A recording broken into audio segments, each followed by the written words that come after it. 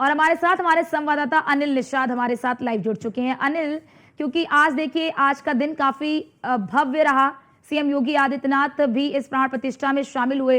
प्राण प्रतिष्ठा का कार्यक्रम संपन्न हो चुका है, अब क्या कार्यक्रम चल रहा है अयोध्या में? देखिए, बिल्कुल आपको बता दें कि प्राण प्रतिष्ठा का कार्यक्रम सफल जो है हो गया है और मुख्यमंत्री योगी आदित्यनाथ कुछ ही देर में यहाँ से निकल के जो है रामकथा पार्क जाएंगे। नगर निगम कार्यक्रम का आयोजन किया गया है, जहां नगर निगम के जो कर्मचारी हैं उनको कहीं ना कहीं सम्मानित किया जाएगा।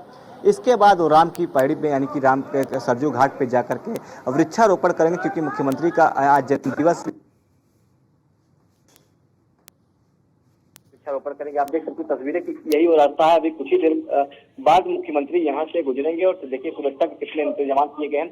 जो आप श्रद्धालु दर्शन करने वाले हैं अभी यहाँ पर रोक दिया गया, क्योंकि मुख्यमंत्री अभी भी परिसर के अंदर ही हैं और यहीं से ही गुजरेंगे, तो अभी श्रद्धालुओं को रोक दिया गया है। और अभी जो है जब मुख्यमंत्री यहाँ से रामकथा पार्क की ओर जाएंगे तो आम श्रद्धालुओं के लिए दर्शन पूजन के लिए जो है राम मंदिर को खोल दिया जाएगा। और अगर बात करें तो राम दरबार की प्रतिष्ठा हो चुकी है और सभी 8 जो मूर्तियों की थी उनकी भी प्रतिष्ठा की जा चुकी है। और अभी कुछ ही देर में जो है मुख्यमंत्री यहाँ से गुजर के जाकर के नगर निगम का जो 2 वर्ष पूरा हुआ है उसमें जो है उनके कर्मचारियों को सम्मानित करेंगे और इसके साथ साथ वृक्षारोपण का भी कार्य यहाँ पर करेंगे।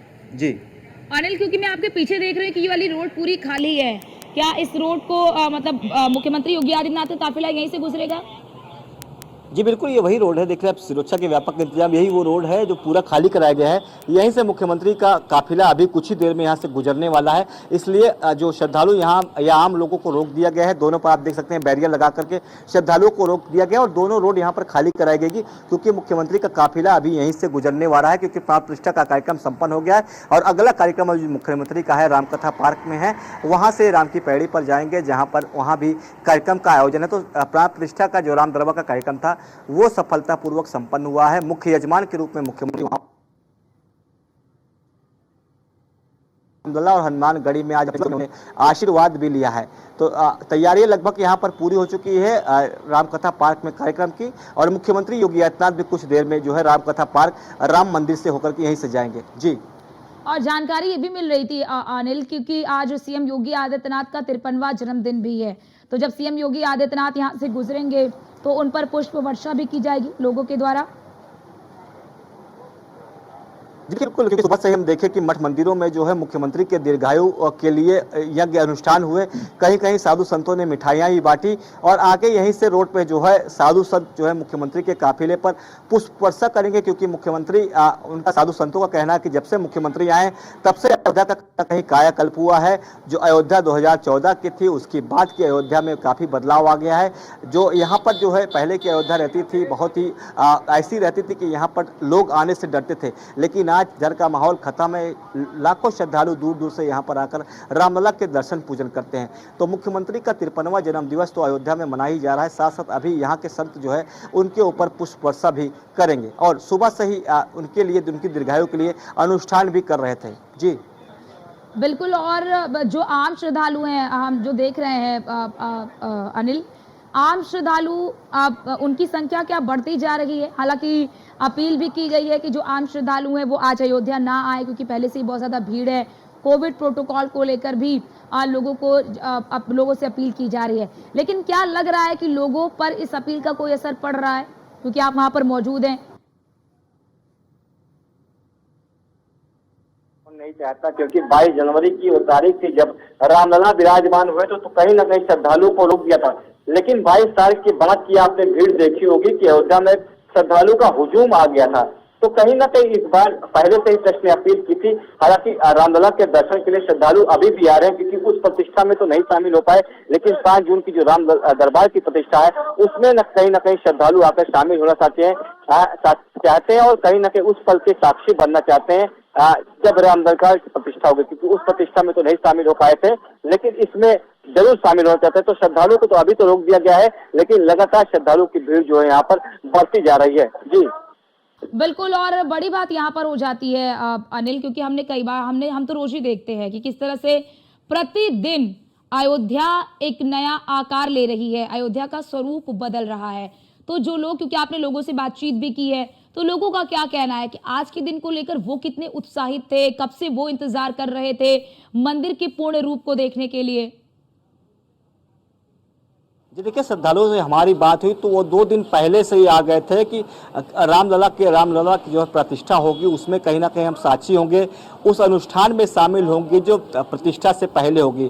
तो श्रद्धालु तो यहाँ पहले से उत्साहित हुए थे क्योंकि 22 जनवरी केवल वो सोशल मीडिया टेलीविजन के माध्यम से प्रतिष्ठा को देख पाए थे, लेकिन इसमें स्वयं साक्षी बनने के लिए श्रद्धालु दूर दूर से यहाँ पहुंचे थे और 2 दिन पहले से यहाँ पहुंच करके आज के दिन दर्शन के लिए उन्होंने प्लान किया था। तो उत्साह जो राम दरबार है, राजा राम के रूप में आए हैं, तो हम राजा की प्रजा हैं, तो राजा अगर आया है तो प्रजा का होना वहां बहुत जरूरी है। इसलिए वो अपने राजा का दर्शन करने कि आप पूरे परिवार सहित रामलला वहां पर विराजमान हुए, भरत शत्रुघ्न के साथ, माता जानकी के साथ वहां विराज। हालात है कि जब मुख्यमंत्री वहां से जाएंगे तो दोबारा जाकर के यहाँ पर रामलला और अपने आराध्य के यहाँ पर दर्शन पूजन कर सके। तो श्रद्धालु तो अभी आए हैं, वीआईपी प्रोटोकॉल है, मुख्यमंत्री अभी परिसर में ही है, तो अभी बहरहाल उनको रोका गया है, लेकिन यह भीड़ बढ़ती जा ही रही है। जैसे मुख्यमंत्री यहाँ से निकलेंगे तो आम श्रद्धालु वहां पर जाके रामलला के दर्शन कर सकते हैं। जी और बिल्कुल, और अगर बात कर ले अनिल, क्योंकि देखिए भगवान श्री राम रामलला के दर्शन करने के लिए आम लोग तो पहुंच ही रहे हैं, सीएम योगी आदित्यनाथ भी इस वक्त अयोध्या में है। क्या विपक्ष का कोई नेता वहां पर दर्शन करने के लिए पहुंचा अनिल? वहां पर अयोध्या के जो सांसद है, क्या वो दर्शन करने के लिए पहुंचे? देखिए, आज तो नहीं, लेकिन कल जो है सपा के सांसद अवधेश प्रसाद रामलला के दर्शन पूजन करने पहुंचे थे। 4 जून कहीं ना कहीं 1 वर्ष पूरा हुआ था, यानी कि 4 जून को ही वो सांसद बने थे, तो 4 जून को उन्होंने रामलला के दर्शन पूजन किए। हालांकि आज कोई भी विपक्ष का नेता यहाँ पर दर्शन पूजन के लिए नहीं आया है, और कहीं ना कहीं अगर जो यहाँ पर गणमान्य बुलाए गए थे उसमें भी कोई ना कोई विपक्ष का भी अभी नजर नहीं आया। तो अभी जो है की ओर से ये बताया गया है कि कोई भी विपक्ष का नेता नहीं आया था, लेकिन कल सांसद अवधेश प्रसाद जरूर रामलला के दर्शन पूजन करने गए थे। जी बिल्कुल। और अनिल, अभी इस वक्त मुख्यमंत्री योगी आदित्यनाथ कहाँ पर हैं? जी बिल्कुल, अभी तो मुख्यमंत्री रामलला के परिसर में ही साधु संत जो वहाँ पे हैं उनसे मुलाकात कर रहे हैं, क्योंकि आज उनका जन्मदिवस है, तो विशेष प्रकार की पूजा जो है रामलला के परिसर में भी होगी।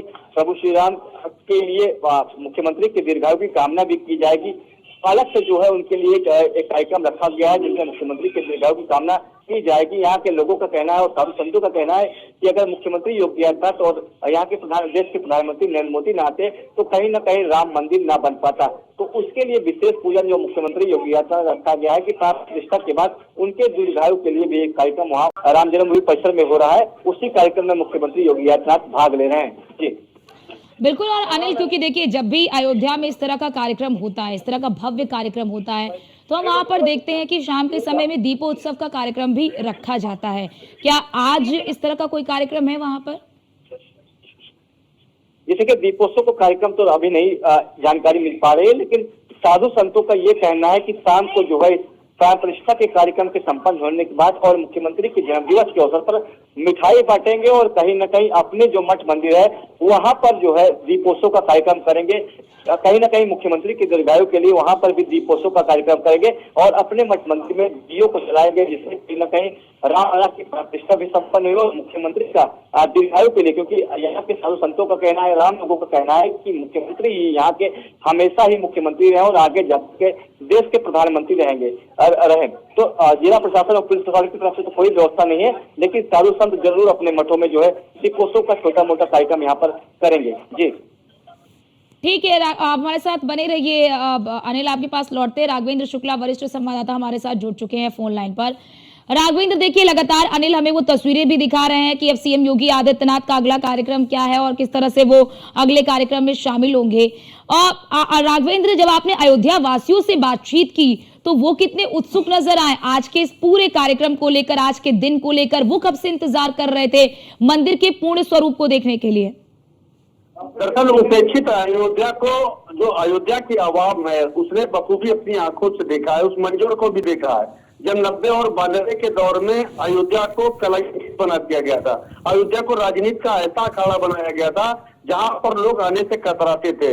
और आज जब अयोध्या में बड़ी भीड़ की तादाद में श्रद्धालु पहुंच रहे हैं, राम भक्त पहुंच रहे हैं, तो अयोध्या वासियों का लाजिमी है खुश होना, प्रसन्नचित रहना। आप समझिए कि छोटे से छोटा और बड़े से बड़ा व्यापारी, चाहे वह होटल उद्यमी हो या रेस्टोरेंट संचालक हो, इसके अलावा बैटरी रिक्शा, ई रिक्शा से लेकर के खड़ाऊ बनाने वाला, फूलों की खेती करने वाला, लोगों के खाने पीने की व्यवस्था करने वाला, सब्जी बेचने वाला, ये तमाम सारे ऐसे जो छोटे बड़े व्यवसायी हैं, ये अपने आप में अद्भुत नजारा महसूस कर रहे हैं। उस नगरी को आज स्वर्ण नगरी के रूप में देख रहे हैं, संतुष्ट नगरी के रूप में देख रहे हैं, जिस नगरी को कभी उपेक्षित माना जाता था। आप समझिए कि जिस राजनीतिक केंद्र बना करके लोग कतराते थे, यानी जब राजनेता अयोध्या नहीं आते थे तो हम पब्लिक कैसे आए यहाँ पर। एक दर्शन करने का एक बड़ा जो है सिस्टम उस वक्त तैयार था, बैरिकेडिंग बनाई गई थी, तमाम सारी समस्याओं के बीच लोग पहुंचते थे और टेंट में देख करके भगवान राम को निराश हो जाते थे। आज लोग आते हैं, एक गगनचुंबी एक मजबूत इमारत के रूप में राम मंदिर भव्य तैयार हुआ, लोगों ने इस बात को जब अयोध्या वासियों से मिलते हैं तो उन्हें उनके यहाँ चाहे अगर वो ठहर रहे हैं तो उसका किराया दे रहे हैं, उनके अगर कुछ खा रहे हैं तो उसका पैसा दे रहे हैं, अगर उनका कोई साधन यूज कर रहे हैं, चाहे ट्रेवल एजेंसी हो, टूरिस्ट गाइड हो, इसके अलावा होटल उद्यमी हो, रेस्टोरेंट उद्यमी हो, तो मैंने अभी आपको बताया कि फूलों का एक बड़ा कारोबार यहाँ पर हो गया है, यहाँ पर अगरबत्ती का एक बड़ा कारोबार यहाँ पर हो गया, धूपबत्ती का बड़ा कारोबार, इत्यादि तमाम सारी जो बिक्री बढ़ी हुई है, इससे अयोध्यावासी अपने आप में बेहद खुश है, संतुष्ट है और लगातार वो सरकार की प्रशंसा करते नजर आ रहे हैं। और इसके अलावा जो उनके अंदर एक उम्मीद थी वह अब पूरी होती चली जा रही है। जो सवाल थे उनके मन में, उन तमाम सारे सवालों का भी जवाब मिला है। तो निश्चित जो आपने सवाल किया अर्चना की संतुष्टि को लेकर के, अद्भुत नजारे को महसूस करते हुए अयोध्या में रहने का गौरव सब महसूस करते नजर आ रहे हैं। राघवेंद्र, क्योंकि देखिए आपने अभी जिक्र किया कि इस मंदिर से कैसे व्यापार को बढ़ावा मिल रहा है, आस्था से अर्थव्यवस्था कैसे मजबूत हो रही है। आपको याद होगा कि जब मंदिर का निर्माण हो रहा था तो कैसे विपक्ष ये सवाल उठा रहा था कि मंदिर के निर्माण से रोजगार थोड़ी मिलेगा, लोगों की भूख थोड़ी खत्म हो जाएगी, लोगों को रोजगार थोड़ी मिल जाएगा। तो आज उनके लिए ये बहुत बड़ी सबक है, वो देखे कि कैसे मंदिर के निर्माण से अर्थव्यवस्था अयोध्या की मजबूत हो रही है। देखिए, उत्तर प्रदेश सरकार ने पर्यटन को लेकर के एक खास बजट खोला हुआ था और आप देखिए कि पिछली सरकारों में जहां पर्यटन को उपेक्षित रखा जाता था, वही पर्यटन और संस्कृति मंत्रालय को, उनके विभागों को भारी भरकम बजट दिया गया, तेज तर्रार अधिकारियों को लगाया गया। लगातार जो अधिकारी हैं, चाहे वो प्रमुख सचिव स्तर के लोग हों या जिला स्तरीय अधिकारी, वो लगातार मॉनिटरिंग करते हैं और सिर्फ इस बाबत मॉनिटरिंग करते हैं कि किस तरह से जो है उद्योगों को बढ़ाया जाए जिससे कि लोग ज्यादा से ज्यादा पहुंचे। आपको पता होगा कि इससे पहले ही इन्वेस्टर समिट का आयोजन किया गया था उत्तर प्रदेश सरकार की तरफ से। इन्वेस्टर समिट में न कि सिर्फ यूपी के बल्कि दुनिया भर के तमाम सारे उद्यमियों को बुलाया गया और उनको बताया गया कि उत्तर प्रदेश अब उन भयमुक्त समाज हो चुका है, गुंडा तंत्र को खत्म कर दिया गया, माफिया तंत्र खत्म हो चुका है। एक तरफ अतीक अहमद की कमर तोड़ी गई, मुख्तार अंसारी की कमर तोड़ी गई, उनके गुर्दों को सलाखों के पीछे भेजा गया, कई सारे अपराधियों का इनकाउंटर करके सरकार ने ये साफ संदेश दिया कि अब उत्तर प्रदेश में पर्यटन को बढ़ावा देना है। और जब उत्तर प्रदेश की बात आती है तो सबसे पहले अयोध्या की बात आती है, क्योंकि मुख्यमंत्री का सीधा सरोकार अयोध्या से रहा है। अयोध्या में एक तरफ भव्य राम मंदिर बनकर तैयार हुआ, 84 कोसी परिक्रमा को आउटर रिंग रोड के रूप में डेवलप किया गया, उसके बाद 14 कोसी परिक्रमा को उसे भी बेहतर तरीके से डेवलप किया गया और इस पूरी रिंग रोड पर तमाम सारी जो इंडस्ट्रीज है छोटी बड़ी, चाहे वो एमएसई के माध्यम से हो, यूपीएसआईडीसी के माध्यम से हो, ये तमाम सारे इंडस्ट्रीज उन्होंने बाकायदा एमओयू साइन किया हुआ था इन्वेस्टर समिट के दौरान। अब धीरे धीरे वह जमीन पर आ रहे हैं, यानी सिर्फ कागजों पर ही नहीं बल्कि अब उनका जमीनी पर सच्चाई ये दिखते बन रही है। 20-20, 25-25 एकड़ में आप समझिए कि वरुण बेवरेज कंपनी यहाँ पर है, अमृत बाटलर की यहाँ पर है, यस पेपर मिल यहाँ पर है, ये तमाम सारी जो बड़ी कंपनियां हैं वह इस वक्त अयोध्या में अपनी नींव को रख चुकी हैं। और आप समझिए कि जैसे जैसे थोड़ा सा वक्त गुजरेगा, हजारों की तादाद में लोग आपको यहाँ पर दिखाई देंगे अपना व्यापार करते हुए और उन व्यापारियों के भरोसे छोटे और बड़े तमाम सारे व्यापारियों का बिल्कुल कायाकल्प होगा, राघवेंद्र, उन्हें जो संतुष्टि जमीन मिलेगी। बिल्कुल राघवेंद्र, जो जमीन अयोध्या में पहले कभी कौड़ियों के भाव बिक जाती थी, आज वो कितनी बहुमूल्य हो गई है। आप हमारे साथ बने रहिए, क्योंकि अनिल भी हमारे साथ लगातार लाइव बने हुए हैं अयोध्या से। अनिल, सबसे पहले ये बताइए कि आपकी मौजूदगी अभी इस वक्त है कहाँ पर, और वहां पर अगर लोग मौजूद हैं, अगर संभव हो पाए तो आपके पीछे जो लोग हैं उनसे भी बातचीत करने की कोशिश करिए कि आज का दिन उनके लिए कितना ऐतिहासिक और आज की इस प्राण प्रतिष्ठा का साक्षी बनकर उन्हें कैसा महसूस हो रहा है। की प्राण प्रतिष्ठा है और मुख्यमंत्री योगी आदित्यनाथ का भी जन्मदिन है। आज आप अयोध्या हैं, कैसा आपको लग रहा है? बहुत अच्छा लग रहा है। अच्छा, जो 500 वर्षों का सपना था कहीं ना कहीं पूरा हुआ। पहले रामलला आए, अब राजा राम के रूप में जो है प्रभु श्री राम आज विराजित हुए हैं। अच्छा, ठीक है। हाँ, तो श्रद्धालु तो खैर अभी दोनों तरफ से बैरिकेडिंग की है, क्योंकि मुख्यमंत्री के आने का समय हो गया है। लेकिन इससे पहले आपको दिखाते हैं कि पहले जो उपेक्षित अयोध्या थी इस तरह से विकसित हो जाएगी। आप दोनों तरफ देख सकते हैं कि कितनी दुकानें अब बन गई है। जो श्रद्धालु आते हैं, पहले यहीं पे जो है यहाँ से आने से श्रद्धालु कतराते थे, लेकिन आप देख सकते हो तो यहाँ से 13 किलोमीटर तक रामपथ है, जहाँ पर दोनों ओर बड़े बड़े मॉल बन गए हैं। आज जो है दुकानें खुल गई हैं, कहीं ना कहीं रोजगार के अवसर भी बढ़े हैं, और बाहर से लोग यहाँ पर बिहार से, एमपी से भी आकर के कहीं सिंदूर चंदन टीका कोई लगा रहा है, कहीं कहीं कोई दूसरा व्यापार कर रहा है, रामलला की तस्वीर बेच रहा है। तो कहीं ना कहीं राम मंदिर बनने से जो विपक्ष कहीं ना कहीं कह रहा था कि मंदिर से कुछ नहीं होगा, तो ये नजर आ रहा है कि यहाँ पर लोग आकर के कमाई भी कर रहे हैं। अनिल, वो तस्वीरें हम देख भी रहे हैं कि किस तरह से अयोध्या की अर्थव्यवस्था को पंख लग गया है। बहुत शुक्रिया आपका हमारे साथ जुड़ने के लिए। राघवेंद्र, आपका भी बहुत शुक्रिया हमारे साथ जुड़ने के लिए और तमाम जानकारी हमारे दर्शकों तक साझा करने के लिए। और फिलहाल के लिए इस बुलेटिन में इतना ही। बाकी देश और दुनिया की तमाम खबरों को देखने के लिए बने रहिए न्यूज़1 इंडिया के साथ। नमस्कार।